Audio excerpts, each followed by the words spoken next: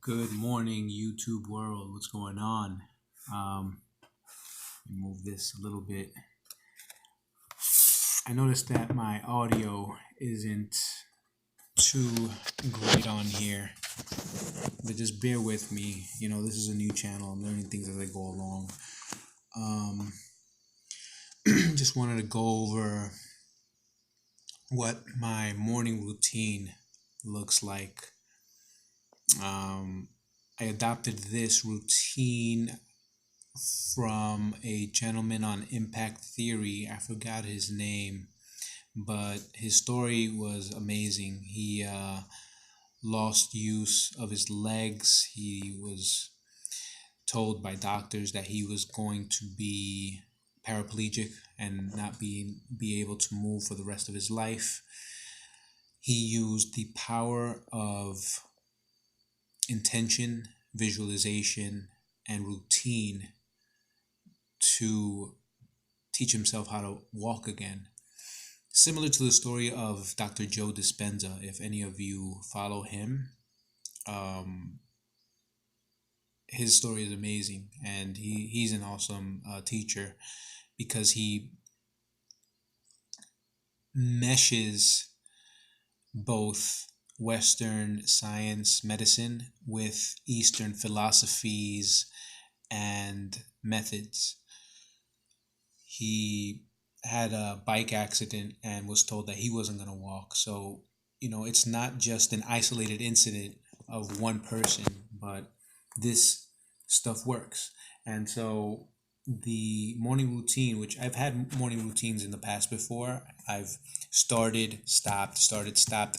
For the first time, I finally have a consistent routine for priming myself for the day. I've been getting up sometimes as early as 4 in the morning, 5 in the morning. Usually, unless I'm tired and my body needs it, I'm definitely up by 6. And that's with a child. So I'm not saying that this is what you need to do. I'm saying that when you're ready, you begin to do this stuff. And if even 5 minutes is all you could allot into this, what I would suggest is just to begin with being comfortable in silence. Just be in that silence, listening to your body, concentrating on your breath.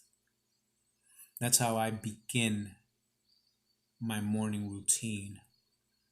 So just sort of still in that sleep-like state, coming fresh out of sleep, and tuning into that silence where all possibility comes from, and touching base again with that. After those 5 minutes, I play some form of affirmations.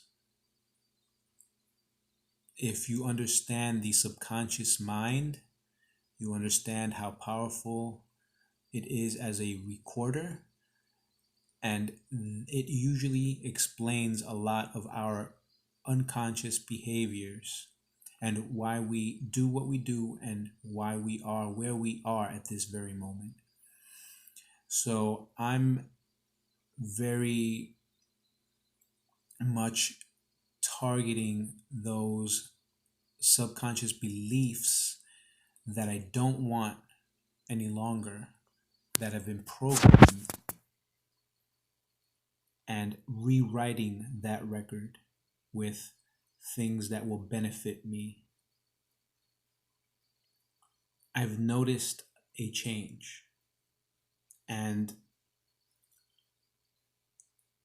you have to detach yourself from the question, how long will it take? Don't worry about that. You have to commit to it becoming a lifestyle. Someone who is into fitness is committed to that lifestyle. They don't go to the gym. Well, some people do, but you should not approach that healthy lifestyle with the question, well, how long is it going to take? It's going to take as long as it needs to take, because it's not one thing. Everything affects everything. You going to the gym is only one piece of the puzzle. The other piece of the puzzle is how much rest are you getting? What are you putting into your body that serves as building blocks for the work that you're doing when in the gym? So it's not just about your subconscious mind. It's what are you also doing during the conscious part of your day? What are you watching? What are the habits? But I digress. So after the affirmations, what I do is in a journal, I jot down all the things that I'm grateful for. So I've touched base with silence, with what you could say is the essence of life, the void that has all possibilities, God, however you want to label it, it doesn't matter. All that matters is that this stuff works. Touch base with the silence, do affirmations, go over what you're grateful for, and then intentions for the day. What will I accomplish for the day? So I'm focused, I'm on track. So one, I'm coming from a place where I sort of bathed myself in that silence and the energy of nothingness, because we're so conditioned to being go, go, go, and we're over consumed by information at this point that it's almost like a necessary hygienic process to touch base with the silence. You have to, it's like a shower for your inner self. You don't go about the day walking around the elements between our skin and the outside world and not bathe. That's disgusting. Preferably, you're going to take a shower or bath once a day, if not twice, on a very humid day. Likewise, if it's a hot, humid day, if you're going through a lot mentally, if you're stressed, if you're going through a lot, and if you've done a lot throughout the day, your mind's been racing, it's dirty. You need a reset. Touch base with the silence. Then affirmations. Get that record playing in your subconscious mind. It's going to benefit you in ways that you, just like you weren't aware of the negative things that were playing in your subconscious and what role it plays in influencing your day-to-day actions, you're not going to notice right away the flip side of it, how the affirmations are going to nudge you in positive ways until you start looking back after some time and go, wow, I'm beginning to be a new person. And now writing down what you're grateful for, why.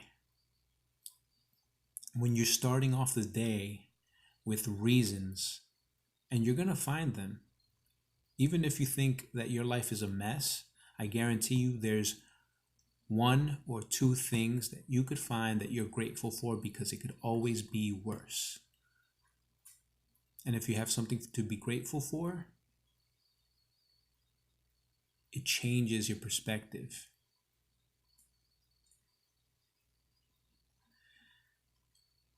Which allows you to step into the day with a different type of attitude. Now you have a different lens on. Yeah, I know you may be working a job that you hate. I understand. I've been there. But if you could approach it a little differently and start building habits to get yourself out of that position, because I'm not going to lie to you, nobody's going to save you. You have to become the hero in your own script, in your own play, in your own life.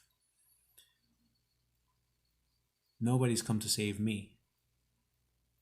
I got to do it myself. The best that we could do is take notes from those who are one step ahead of us. Nobody has it figured out. Not Deepak Chopra, not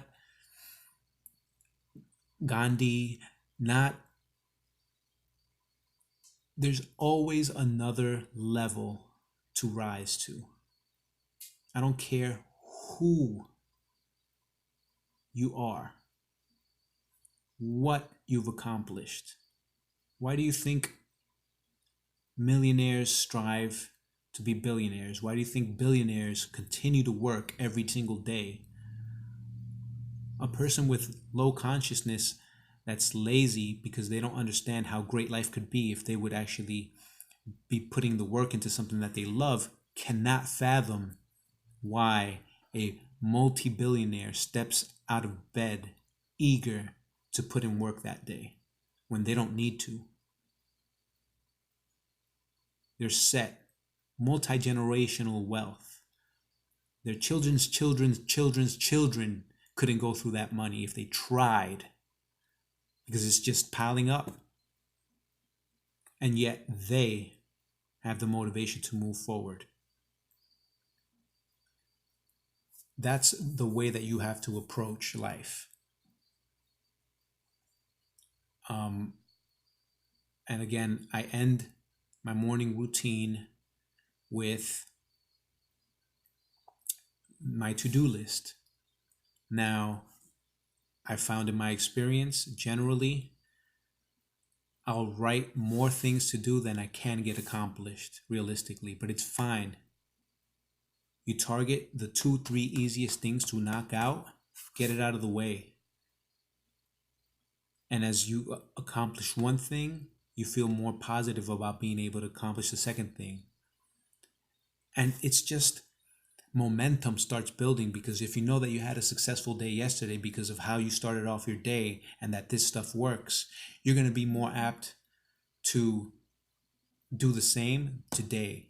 And then you're going to be apt to do the same tomorrow. And then it's just momentum. Once the ball gets rolling, this is your lifestyle. And then shit starts popping off, man. How else can I tell you? You feel me? I'm just really excited about life, man. There's been times that I've been this excited, I lost it, and I'm back into it. I'm back into it. And I just want to hopefully project that out into your world and spread it. Because I feel a lot of things are changing right now for people who are conscious and are opening up to these new possibilities. Peace.